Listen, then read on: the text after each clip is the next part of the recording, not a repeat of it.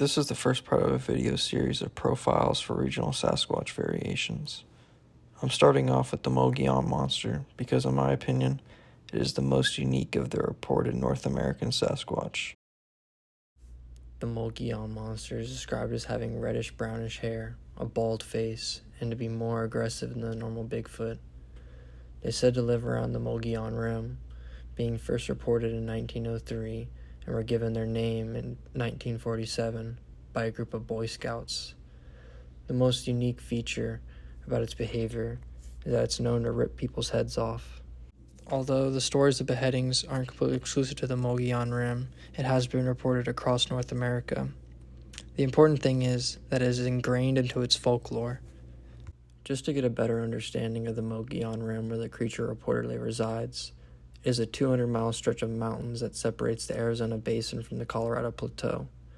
It is a very rugged environment, and the region is thick with ponderosa pines and plenty of food resources.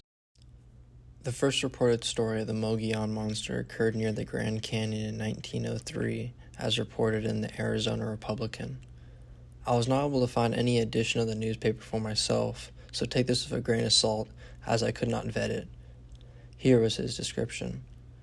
A man named I.W. Stevens encountered a creature with long white hair and a beard that reached down to its knees. He later said that he witnessed it drinking the blood of 2 cougars, because 1 cougar wasn't enough. Cryptozoologist Don Davis reported an encounter with the Mogollon monster in 1947 when he and a group of fellow Boy Scouts went camping near Payson, Arizona. The following is a quote by Don Davis.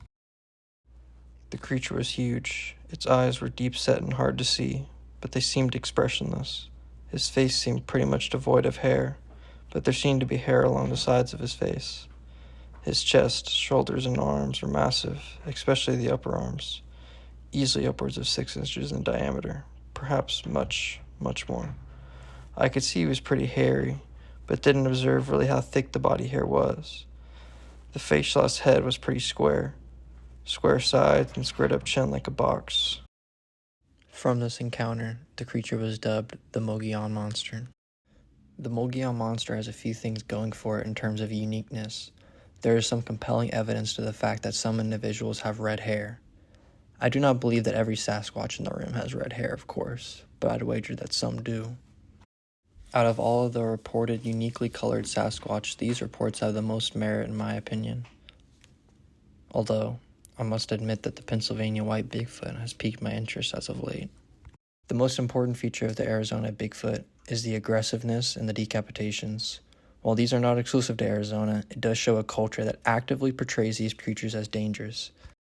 Your parents told you stories of monsters lurking in the woods for a reason, so that you don't go wandering off alone. Culture can sometimes act as a defense mechanism, either directly or indirectly. The cultural interpretation of these creatures in Arizona is right in the name.